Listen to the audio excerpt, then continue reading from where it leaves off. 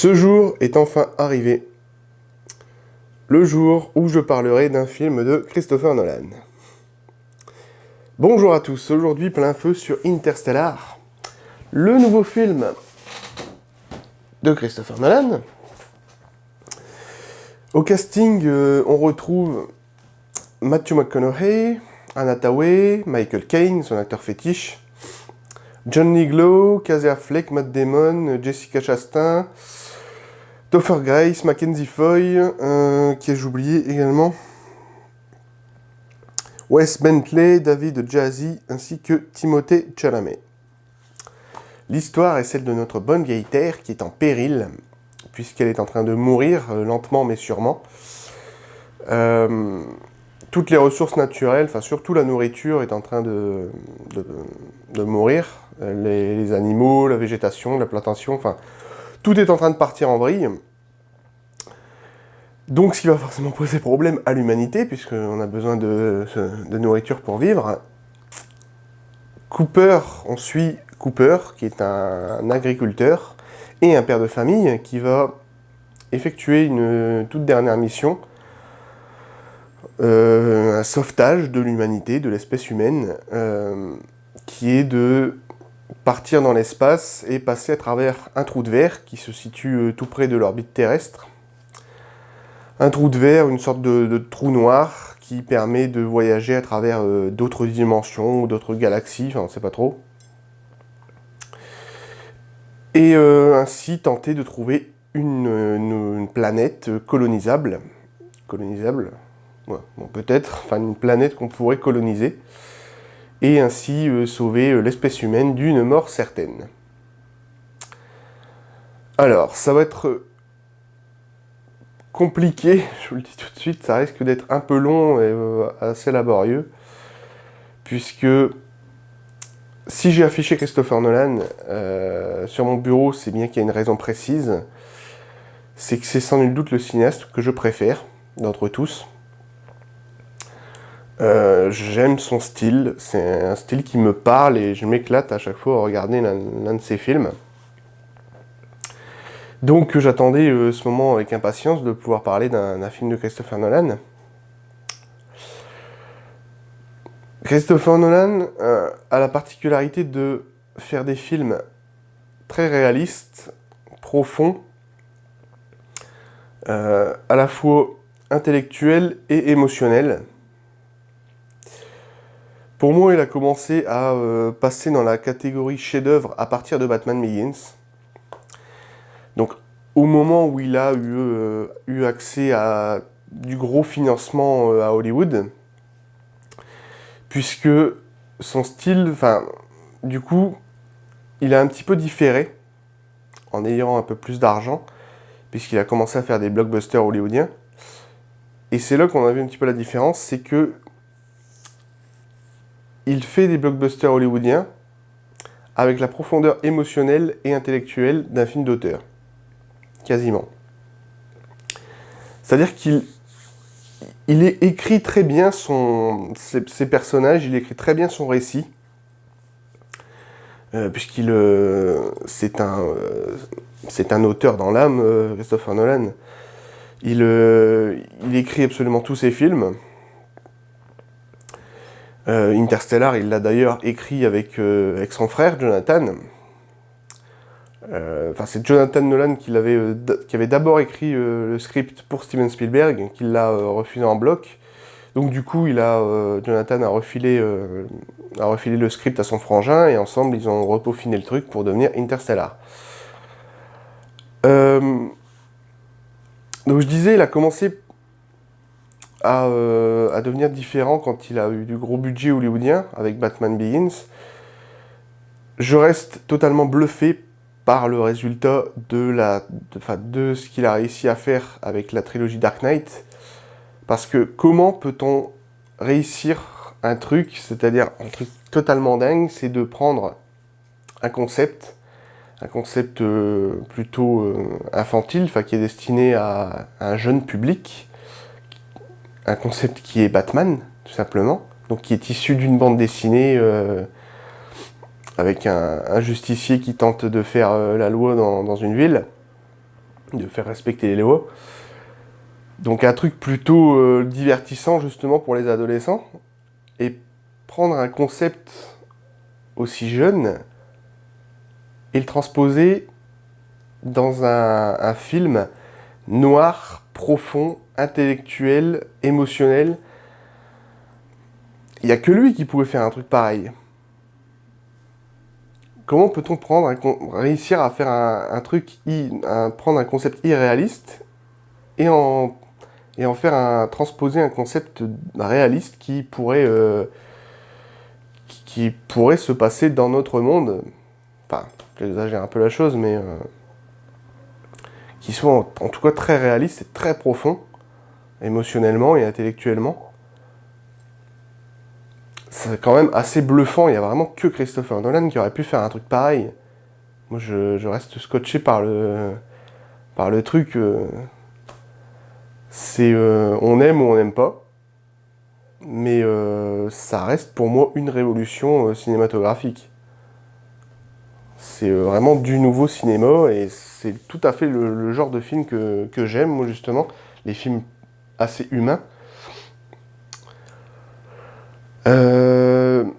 J'ai pas besoin de parler d'Inception ou du Prestige qui sont absolument incroyables.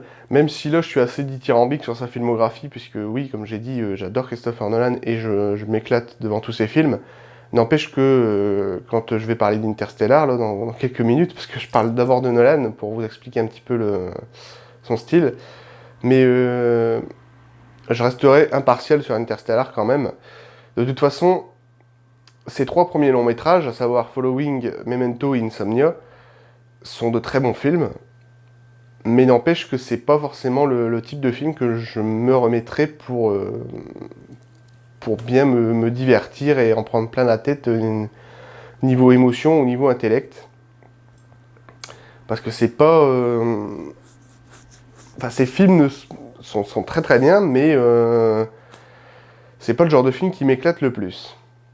Contrairement au Prestige, à Inception et bien sûr à la trilogie Dark Knight qui sont pour moi des chefs-d'œuvre. Alors, qu'en est-il d'Interstellar? Interstellar, je peux pas nier, c'est un très très grand film. Il va rester dans les mémoires.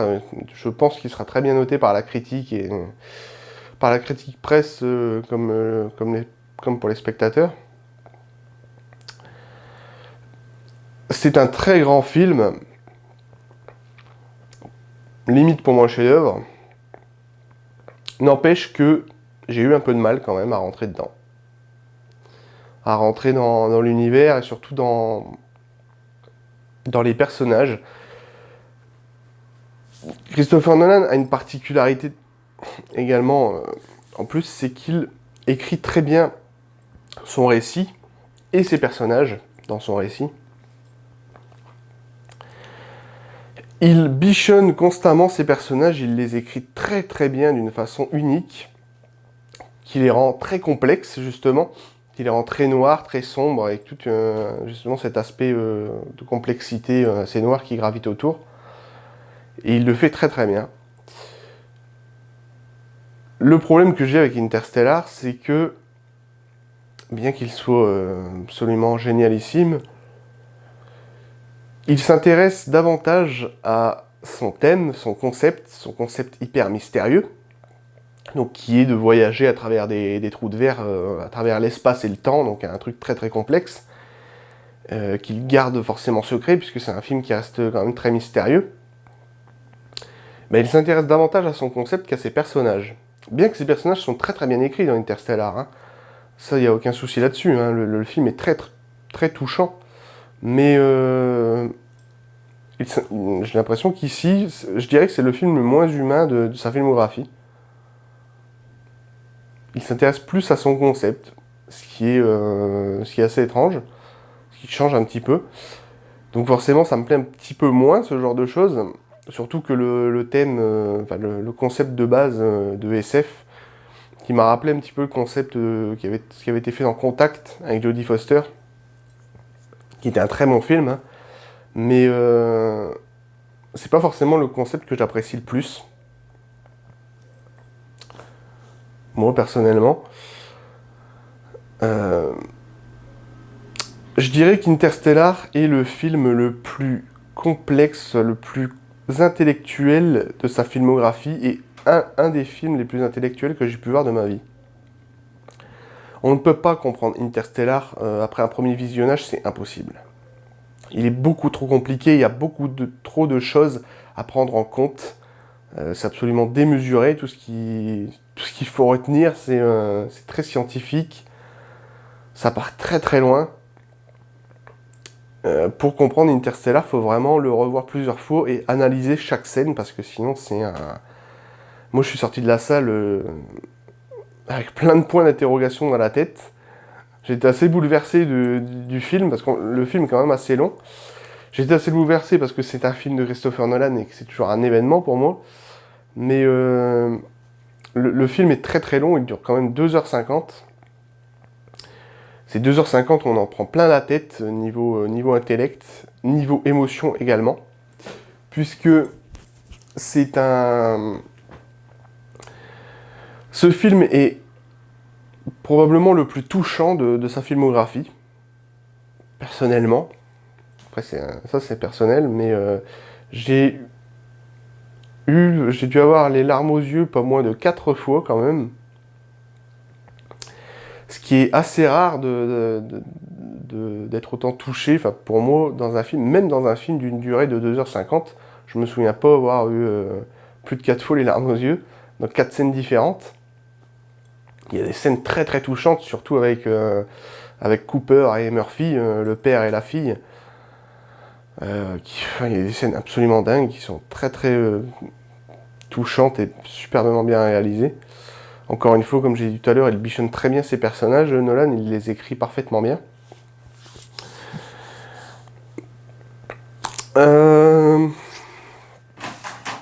J'avais noté quelques trucs, pas beaucoup, puisque je voulais vraiment être à fond dans le film, sans me prendre la tête à tout répertorier tous les 5 minutes. Bon, je vais parler des acteurs, des musiques et des effets graphiques pour terminer.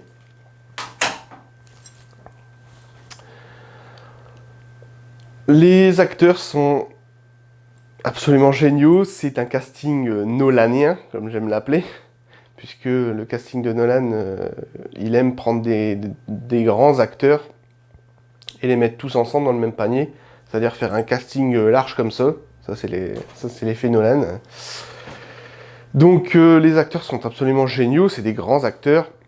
Matthew McConaughey joue très bien. Il joue très bien donc, des scènes touchantes, comme j'ai dit, avec sa fille Murphy, qui est jouée par Mackenzie Foy, qui est une jeune actrice qui avait joué notamment la fille de Bella dans Twilight, et un rôle dans Conjuring aussi, si je dis pas de bêtises. Et elle joue absolument très bien, en tout cas sa prestation d'actrice, on la voit, je pense que c'est une jeune comédienne qui ira assez loin à Hollywood, il y a des chances, puisqu'elle joue très très bien.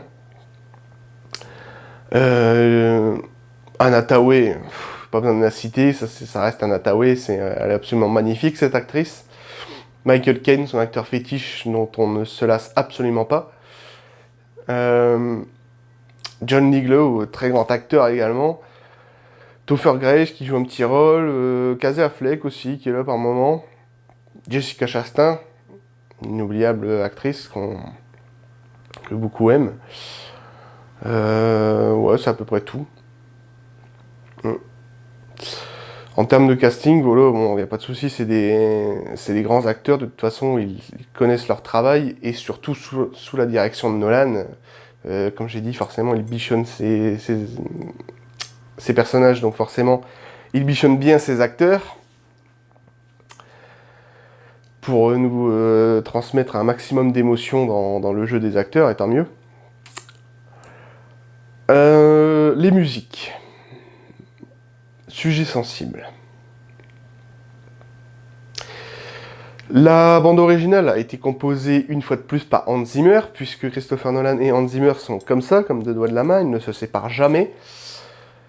Donc ici, Zimmer a a fait une musique, enfin la musique, je vais parler d'abord de la musique thème, parce qu'il y a toujours un thème récurrent dans les films, il y a toujours un thème de base, un thème musical de base qui revient et qui est orchestré de façon différente selon la scène en fait. Ici, le thème musical du film est extraordinaire. Il est absolument sublime, magnifique. Il n'y a vraiment pas d'autre mot, c'est de la pure poésie auditive. C'est absolument grandiose. Je crois même que Hans Zimmer a utilisé de l'orgue dans ce thème. J'ai l'impression, après je sais pas, mais on aurait dit de l'orgue. Je pense que ça devait être de l'orgue ou un instrument de ce genre. Enfin, en tout cas, ça faisait très musique d'église. Donc, ce qui est un peu original, atypique, ce qui change un peu. Ce que j'aime bien chez Zimmer, c'est que c'est un compositeur qui n'a pas peur de tenter de nouvelles choses, d'essayer de tenter de nouvelles expériences et d'essayer des choses nouvelles. Et il l'avait fait par exemple pour The Dark Knight Rises, où il mettait des chœurs dans ses musiques. C'était absolument mythique, les chœurs dans des musiques, c'est très rarement utilisé. Il avait fait la même chose dans The Dark Knight, où, avec le thème du Joker, avec cette espèce de corde à piano qu'on vient étirer, là, c'était absolument grisant, horrible à entendre, c'était génial. Et donc Zimmer essaye toujours de nouvelles choses, et ici, l'originalité de cette musique thème, je pense que ça devait être justement l'instrument de l'orgue, en tout cas un instrument du même style, et ce qui donne une musique absolument extraordinaire. Donc la musique thème, forcément, le thème musical change à chaque fois qu'il y a une nouvelle scène, c'est-à-dire que quand on a des scènes d'action, des grosses scènes qui se passent dans l'espace, des scènes bien dynamiques, le thème devient forcément plus fort, il y a tout un orchestre derrière qui est plus riche. Et quand on a des scènes plus humaines, des scènes plus douces, des scènes notamment avec des personnages, le thème revient, mais de façon plus flegmatique. Donc il change à chaque fois, mais le petit problème, et c'est pour ça que je disais au début, sujet sensible, c'est que ce thème revient sans cesse. Durant les 2h50 de film, il revient très souvent. Et ça, c'est un peu dommage, puisqu'on a peu d'originalité dans l'univers musical. Il faut savoir quand même que Christopher Nolan est un réalisateur qui aime bien tout cloisonner quand il fait un film. Il ne laisse rien fuiter. Par moments, il ne fait même pas lire le script à ses acteurs, c'est vous dire. Et ici, pour Interstellar, il n'a pas fait lire le script à Hans Zimmer. Il a voulu lui cacher, carrément. Je suppose que Zimmer pouvait quand même travailler avec les scènes, quand même, mais les scènes devant lui, mais il lui a complètement caché le script, donc Zimmer a dû travailler à l'aveugle. Et c'est forcément un petit peu compliqué de travailler comme ça. Donc je me demande si Hans Zimmer n'a pas osé et rester un petit peu timide au niveau de son univers musical, à part son thème musical de base, mais le reste est peu original, du coup j'avais l'impression. Moi personnellement, il n'y a aucune autre musique à part ce thème qui m'a marqué. Et ça, c'est un petit peu dommage. Et je me demande si c'est pas dû au fait qu'il a travaillé un petit peu à l'aveugle. Donc c'est assez spécial. Je vais terminer par... parce que là, je me dis ça commence à être un peu long. Mais je vais terminer par l'aspect graphique du film. Les effets spéciaux sont absolument extraordinaires. Christopher Nolan adore utiliser une technologie qui s'appelle l'IMAX. Il l'utilise pour quasiment tous ses films maintenant, depuis The Dark Knight, je pense, à peu près. L'IMAX qui est une qualité un peu plus supérieure, qui donne un rendu un petit peu plus net, beaucoup plus joli. Il y avait qu'à voir, Luc Besson avait utilisé de l'IMAX pour Lucie d'ailleurs, notamment pour sa grande scène finale. Ça fonctionnait très bien, et ici ça refonctionne très très bien. Il y a vraiment des effets assez dingues dans l'espace, parce que c'est vraiment un film qui se passe dans l'espace, hein. C'est pas un truc où on va découvrir des centaines de nouvelles planètes à chaque fois, où on va aller atterrir dessus. Non, c'est plus un film spatial qui gravite tout autour d'une station spatiale, enfin dans des vaisseaux. Ce film est plutôt confiné, on va dire. Bien qu'il y a beaucoup de scènes sur Terre, puisque le film dure, comme j'ai dit, dure 2h50.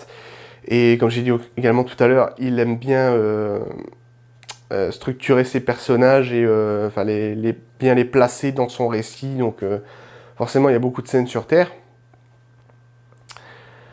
Mais voilà, les scènes dans l'espace sont absolument génialissimes. Elles sont très très belles, réalisées en IMAX. C'est très très beau. On traverse l'espace et le temps. C'est... Enfin voilà. C'est à peu près tout ce que j'avais à dire. Probablement l'un des films les plus compliqués que j'ai pu voir.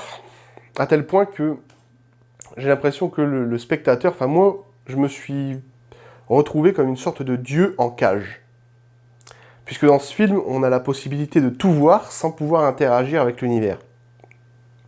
On peut tout voir, tout percevoir. C'est absolument énorme. C'est pour ça que le film est très complexe et qu'il se doit d'être vu plusieurs fois pour le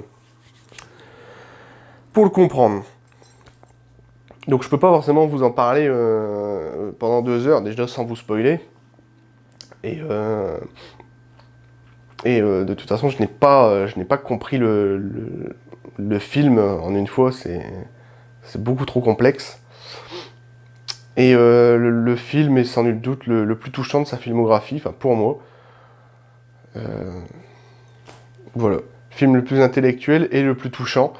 C'est pour moi limite un chef-d'œuvre, même si j'ai eu du mal à rentrer dedans et que c'est pas le. Par rapport au Prestige, à Inception ou à la trilogie Dark Knight, faudrait que je le revoie, mais c'est pas le film auquel je m'éclate le plus à regarder, personnellement.